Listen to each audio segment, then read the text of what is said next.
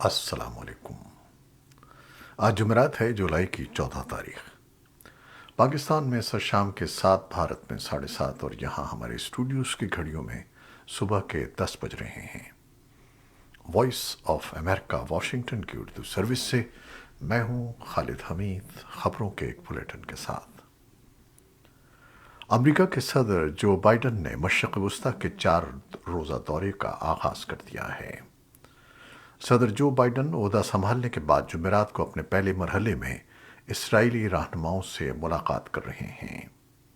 ایجنڈے میں سیکیورٹی کے مسائل، یوکرین میں جنگ اور امریکہ اسرائیل تعلقات شامل ہیں۔ بائیڈن انتظامیہ کے ایک سینئر اہلکار نے صحافیوں کو بتایا کہ نگراں وزیر اعظم یائر لیپڈ کے ساتھ بات چیت میں ایک مشترکہ اعلامیے پر دستخط کیے جائیں گے جس میں ایران کو کبھی بھی جوہری ہتھیار حاصل کرنے کی اجازت نہ دینے اور اس کی عدم استحکام کی سرگرمیوں، خاص طور پر اسرائیل کو اس سے لاحق خطرات سے نمٹنے کا عزم شامل ہے۔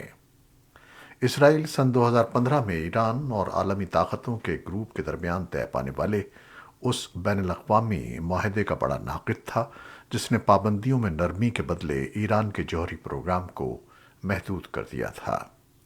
جب معاہدے پر دستخط ہوئے تو بائیڈن امریکی نائب صدر کی حیثیت سے خدمات انجام دے رہے تھے، لیکن ان کے پیش رو سابق صدر ڈونلڈ ٹرمپ نے سن 2018 میں امریکہ کو اس معاہدے سے الگ کر دیا تھا۔ بائیڈن اور لیپڈ اس پر بھی بات کریں گے کہ اسرائیل اور فلسطینیوں کے درمیان 2 ریاستی حل کے امکانات کو کیسے محفوظ رکھا جائے۔ یہ وہ موقف ہے جس پر بائیڈن نے پوری زندگی میں یقین کیا ہے۔ یروشلم میں جمعرات کے مذاکرات کے بعد بائیڈن جمعے کو فلسطینی رہنما محمود عباس سے ملاقات کرنے والے ہیں۔ اس دوران امریکہ کی طرف سے مشرقی یروشلم کے ہسپتالوں کے لیے اہم فنڈنگ پیکج کا اعلان کیا جائے گا۔ اس کے علاوہ فلسطینی اقتصادی ترقی پر توجہ مرکوز کرتے ہوئے اقدامات کا اعلان ہوگا، جیسے کہ غزہ اور مغربی کنارے میں G4 وائرلیس نیٹ ورک تیار کرنا۔ اس سے پہلے صدر بائیڈن نے اسرائیلی رہنماؤں کو ایران کے جوہری پروگرام کو روکنے کے عزم کی مضبوط یقین دہانی کراتے ہوئے کہا کہ وہ اس سلسلے میں آخری حربے کے طور پر طاقت کا استعمال کرنے کو بھی تیار ہوں گے۔ صدر کا یہ بیان اسرائیل کے چینل 12 کے ساتھ ایک انٹرویو میں آیا ہے جو انہوں نے بدھ کے روز دیا تھا۔ توقع ہے کہ امریکہ اور اسرائیل جمعرات کو ایک مشترکہ اعلامیے کی نقاب کشائی کریں گے جس سے دونوں ملکوں کے قریبی فوجی تعلقات اور ایران کے بڑھتے ہوئے جوہری پروگرام کے خلاف فوجی کارروائی کے ماضی میں کیے گئے مطالبات کو تقویت ملے گی۔ اور اب پاکستان، جنوبی ایشیا اور دنیا بھر سے ملنے والی خبریں۔ عالمی مالیاتی ادارے IMF نے پاکستان کے قرض کی بحالی پر اتفاق کر لیا ہے، جس کے تحت پاکستان کی معیشت کے استحکام کے لیے عالمی مالیاتی ادارہ 1.17 ارب ڈالر قرض فراہم کرے گا۔ IMF کی طرف سے جاری ہونے والے ایک بیان کے مطابق پاکستانی حکام اور IMF کی ٹیم نے اسٹاف لیول معاہدے پر اتفاق کیا ہے جس کی اب IMF کے ایگزیکٹو بورڈ سے منظوری درکار ہے۔ پاکستان اور عالمی مالیاتی ادارے IMF کے درمیان اسٹاف لیول کا معاہدہ ایک ایسے وقت میں طے پایا ہے جب پاکستان کو بڑھتے ہوئے تجارتی خسارے اور زر مبادلہ کے کم ہوتے ہوئے ذخائر کی وجہ سے سخت اقتصادی مشکلات کا سامنا ہے۔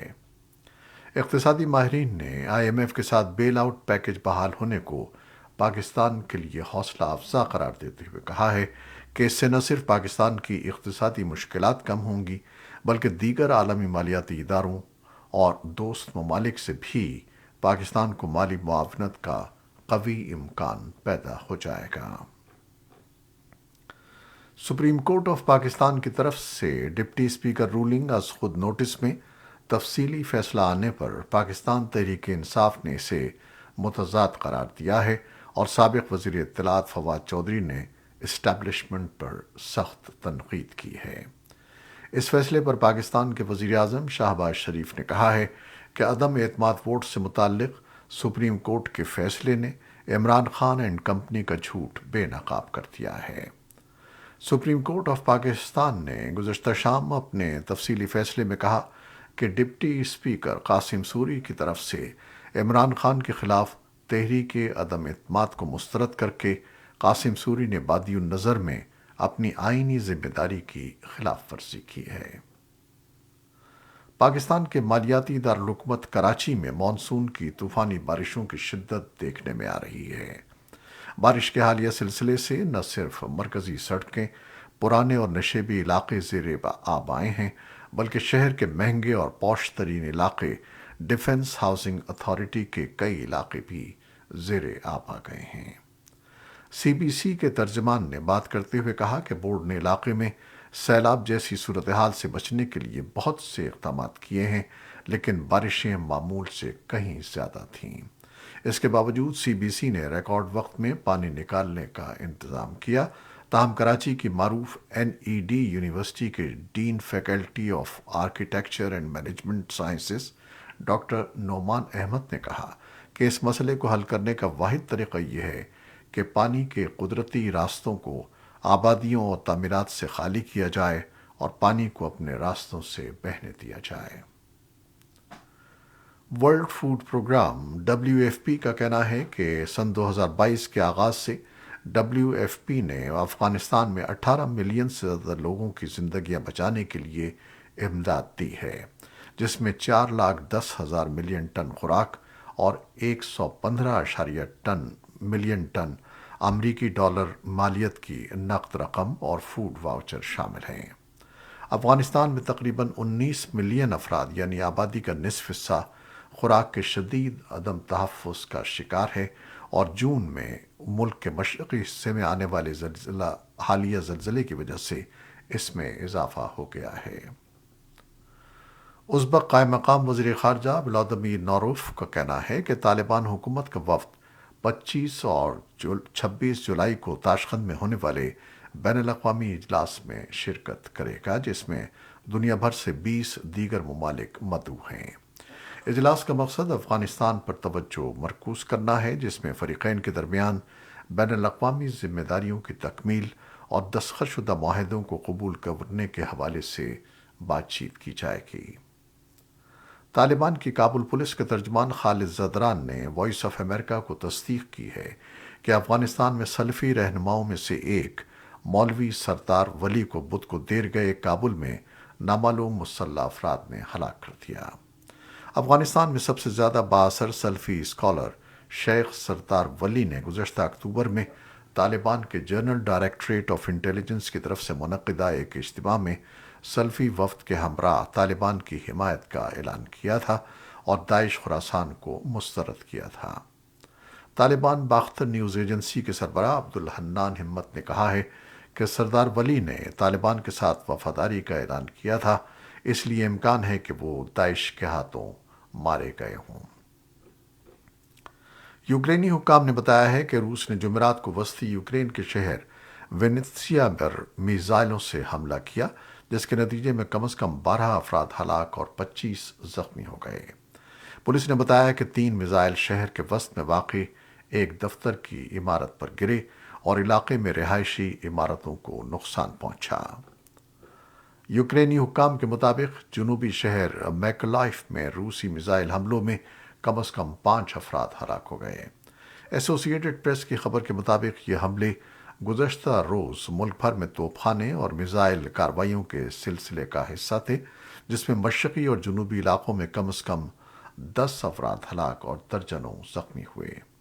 حالیہ دنوں میں میکولائف بار بار روسی حملے کا نشانہ بن چکا ہے۔ روسی میزائلوں نے بدھ کے روز زیفروزیف شہر کو بھی نشانہ بنایا ہے۔ اقوام متحدہ کے سیکرٹری جنرل انتونیو گوتریس نے بدھ کو کہا کہ روس اور یوکرین کے درمیان ترکی اور اقوام متحدہ کے ساتھ ایک وسیع معاہدہ ہونے جا رہا ہے، جس کے تحت روس کے حملے کے بعد سے یوکرین کے گوداموں میں پھنسے لاکھوں ٹن اناج کو برآمد کیا جائے گا۔ گوتریس نے 4 فریقین کے درمیان استنبول میں ہونے والی بات چیت میں پیش رفت کے بارے میں صحافیوں کو بتایا کہ ایک جامع معاہدے کے سلسلے میں پیش رفت جاری ہے۔ امریکہ اور اس کے اتحادی ممالک روس کے تیل کی قیمت کو محدود کرنے کے لیے نئے اقدامات پر کام کر رہے ہیں۔ روس کے لیے تیل کی فروخت آمدنی کا اہم ذریعہ ہے۔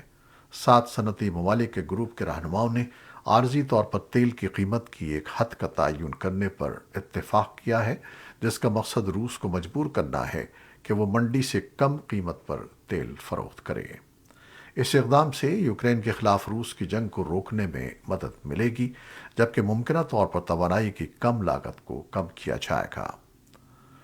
امریکی وزیر خزانہ جینٹ یلن قیمت کے تعین کی تجویز کے لیے اتفاق رائے کے حصول کی غرض سے ہند بحر الکاہل ممالک کا دورہ کر رہی ہیں۔ جاپان میں امریکی اور جاپانی حکام نے قیمتوں میں اضافے کی حد مقرر کرنے کا طریقہ تلاش کرنے پر اتفاق کیا ہے۔ سری لنکا میں لوگ جمعرات کو صدر گوتابایا راجاپاکسے کے استعفے کا انتظار کر رہے ہیں، جو معاشی بحران کی وجہ سے ہونے والے مظاہروں کے دوران مالدیپ فرار ہو گئے تھے۔ راجاپاکسے نے کہا تھا کہ وہ بدھ کی رات اپنا عہدہ چھوڑ دیں گے۔ بدھ کو دیر گئے مظاہرین سری لنکا کی پارلیمنٹ کے باہر جمع ہوئے، جہاں سیکیورٹی اہلکاروں نے آنسو گیس پھینکی۔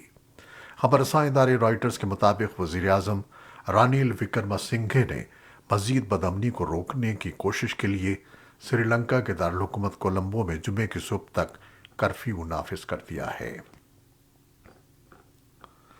برطانوی وزیر اعظم بورس جانسن کی جگہ لینے کے خواہش مند 2 امیدوار دوڑ سے باہر ہو گئے ہیں۔ اس وقت کنزرویٹو پارٹی اور ملک کی قیادت کے لیے 6 قانون سازوں میں مقابلہ ہے۔ امریکہ کو کووڈ کے لیے ایک نئی ویکسین مل رہی ہے۔ فوڈ اینڈ ڈرگ ایڈمنسٹریشن نے بدھ کے روز نووا ویکس کی ویکسین کو بالغ افراد کے لیے استعمال کرنے کی اجازت دے دی ہے۔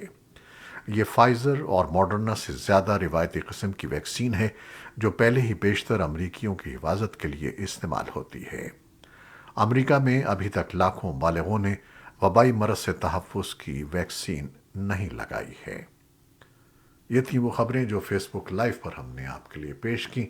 ہماری ویب سائٹ، یوٹیوب اور پوڈ کاسٹ پر یہ بلیٹن آپ کے لیے پوسٹ کر دیا جاتا ہے۔ آپ ہمارے بلیٹن کو شیئر کرتے ہیں اور اپنے کمنٹس میں اپنی محبتوں اور دعاؤں کا اظہار کرتے ہیں، جس کے لیے ہم آپ کے بے حد ممنون ہیں۔ اپنی ان کاوشوں کو جاری رکھیے گا۔ خالد حمید کو اجازت دیجیے گا۔ اللہ حافظ۔